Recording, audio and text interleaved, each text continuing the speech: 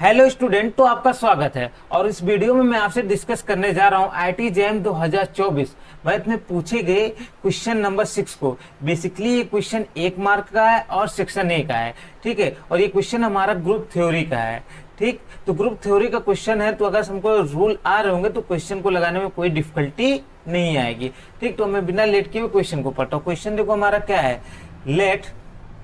For a positive integer n, let u of n is equal to r belong to Zn such that GCD of r, n is equal to 1। तो basically आप लोग देखोगे group theory में ये क्या है, ये un group un की डिफिनीशन डिफाइन किया गया, ग्रुप सेट un को डिफाइन किया गया है, ठीक है। और ये किससे बन रहा था, Zn से। तो इस सेट को डिफाइन किया गया और क्या लिखा गया है,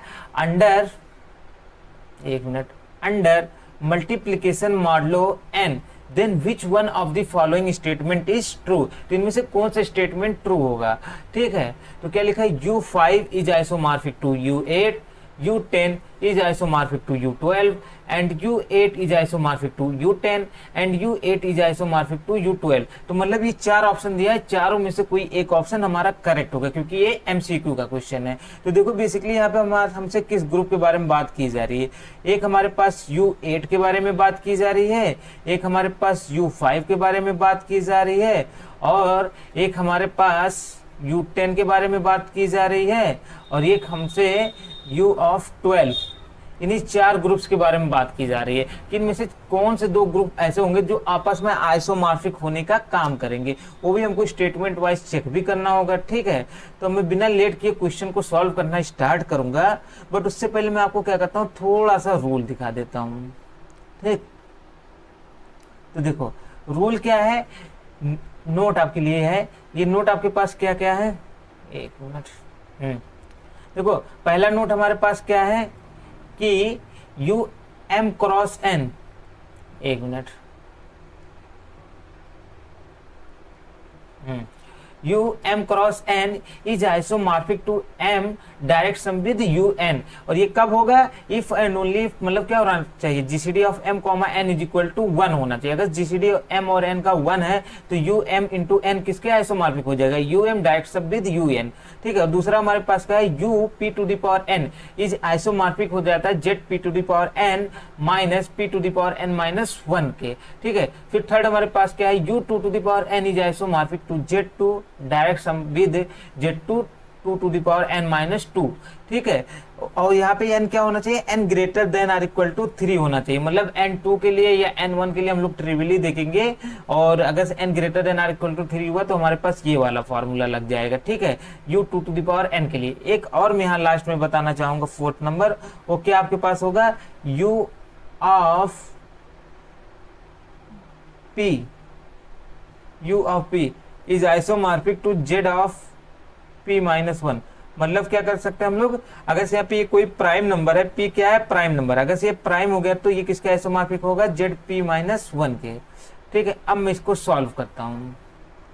तो देखो सबसे पहले मैं यहाँ से स्टार्ट करता हूँ, U5 के बारे में बात करता हूँ। तो सबसे पहले मैं यहाँ से स्टार्ट करता हूँ, U5 के बारे में बात करता हूँ। U ऑफ 5 ये किसके आइसोमॉर्फिक हो जाएगा, अभी मैंने बताया। ये देखो 5 तो प्राइम नंबर है, तो ZP माइनस 1 तो किसके आइसोमॉर्फिक हो जाएगा, एक मिनट, ये किसके आइसोमॉर्फिक हो जाएगा, U5 ZP माइनस 1 तो किसके आइसोमॉर्फिक हो जाएगा, Z4 के आइसोमॉर्फिक हो जाएगा, ठीक है। अब मैं आता हूं नेक्स्ट आगे 8 पे। U8 किसके आइसोमॉर्फिक हो जाएगा, यहाँ पे देखो U8 को हम लोग क्या लिख सकते हैं, U8 को हम कुछ ऐसा भी लिख सकते हैं 2 टू द पावर 3। और अगर से हमने आपको बताया, अगर से n is greater than or equal to 3 हो जाए then U 2 to the power 3 किसके आइसोमॉर्फिक हो जाएगा, Z2 direct sum with Z2 to the power n minus 2। तो n माइनस 2 करेंगे तो क्या हो जाएगा, यहाँ पे ये Z2 आ जाएगा, ठीक है। ये हमारे पास हो जाएगा, देखो कैसे, मैं बता भी देता हूँ। देखो ये क्या हो जाएगा, ये तो Z2 हो जाएगा, फिर यहाँ पे हम डायरेक्ट सम का सिंबल बनाएंगे और Z to the power n minus 2 तो 2 टू द पावर 3 माइनस 2 करेंगे तो किसके आइसोमॉर्फिक हो जाएगा, ये हो जाएगा Z2 direct sum with Z2, ठीक। ये हो गया, U8 हो गया। अब U8 के बाद हमको किस पे आना है, U10 पे आना है। U10 देखो, U10 को हम लोग क्या लिख सकते हैं, U10 को हम कुछ ऐसा लिख सकते हैं, U2 इंटू U5, क्योंकि हमको क्या करना है, GCD ऑफ टू नंबर्स के प्रोडक्ट में लिखना है सच दैट इनका GCD 1 हो जाए। अभी देखो किसके आइसोमॉर्फिक हो जाएगा, U ऑफ 2 इंटू या direct sum with U of 5 and ये देखो U ऑफ 2 ये किसके आइसोमॉर्फिक हो जाएगा, Z1 के आइसोमॉर्फिक, और ये डायरेक्ट सम विद Z4 के आइसोमॉर्फिक। और अगर इस टोटल को आप देखोगे ना, ये टोटल किसके आइसोमॉर्फिक, ये टोटल है Z4 के आइसोमॉर्फिक। ठीक है, तो मतलब आपको तीन चीजें निकल गई, U5 आइसोमॉर्फिक हो गया Z4 के, U8 आइसोमॉर्फिक हो गया Z2 direct sum with Z2 and U10 is isomorphic to Z4। अब मैं नेक्स्ट आता हूँ लास्ट ऑप्शन। लास्ट हमारे पास क्या लिखा है, ये 12। U12 को भी हम वैसे ही करेंगे, इसको क्या लिखा जा सकता है, ये हो सकता है U ऑफ 3 इंटू 4। ये किसकी आइसोमॉर्फिक हो जाएगा, U3, एक मिनट न्यू लाइन में लिख देता हूं, आइसोमॉर्फिक किसके हो जाएगा, U of 3 direct sum with U of 4। ठीक, यहाँ तक मेरे ख्याल से आपको समझ में आ गया होगा। अब देखो U ऑफ 3 ये किसके आइसोमॉर्फिक होगा, U ऑफ 3 जो आपके पास आइसोमॉर्फिक होता है Z2 को। यहाँ पे मैं डायरेक्ट पहले लिख देता हूँ U of 12 is isomorphic to, देखो U3 किसके आइसोमॉर्फिक होता है, Z2 के, तो यहाँ पे मैं क्या लिख देता हूँ Z2। ठीक, and U4 it is isomorphic to Z2, ये भी Z2 के ही आइसोमॉर्फिक होता है। ठीक है, तो ये Z2 के is isomorphic to Z4, U8 is isomorphic to Z2 direct sum with Z2, U10 is isomorphic to Z4 and U12 is isomorphic to Z2 direct sum with Z2। अब यहाँ पे अगर हम चाहें इसको लिखना चाहे तो हम देखो ऐसे भी लिख सकते हैं ना। देखो अगर आप यहाँ से देखोगे तो यहाँ से आपको एक चीज दिख रहा होगा, U8 isomorphic to Z2 direct sum with Z2, और यहाँ पे कौन सा और Z2 direct sum with Z2 बन रहा है, ये U12 हमारे पास ये बन गया।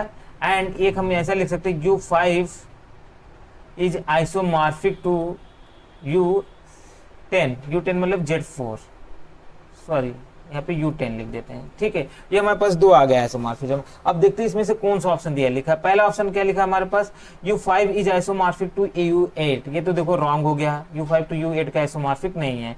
दूसरा U10 is isomorphic to U12, यहाँ पे भी देखो ये भी नहीं है आइसोमॉर्फिज्म है, तो रॉन्ग हो गया।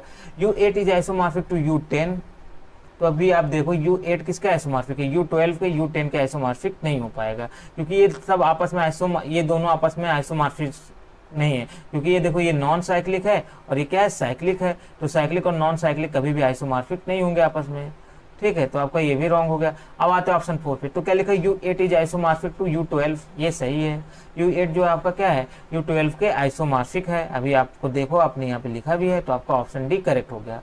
तो अगर दोस्तों आप वीडियो के लास्ट तक बने हो तो आपको ये सॉल्यूशन समझ में आ गया होगा और आपको वीडियो अच्छी भी लगे होगी, तो प्लीज दोस्तों मेरे चैनल को वीडियो को लाइक कर दीजिए, चैनल को सब्सक्राइब कर लीजिए और अपने दोस्तों के पास शेयर कर दीजिए, जिससे उनकी भी हेल्प हो सके और मैं भी मोटिवेटेड होकर और भी अच्छी अच्छी वीडियो बनाऊं। तो थैंक यू, जय हिंद, वंदे मातरम दोस्तों।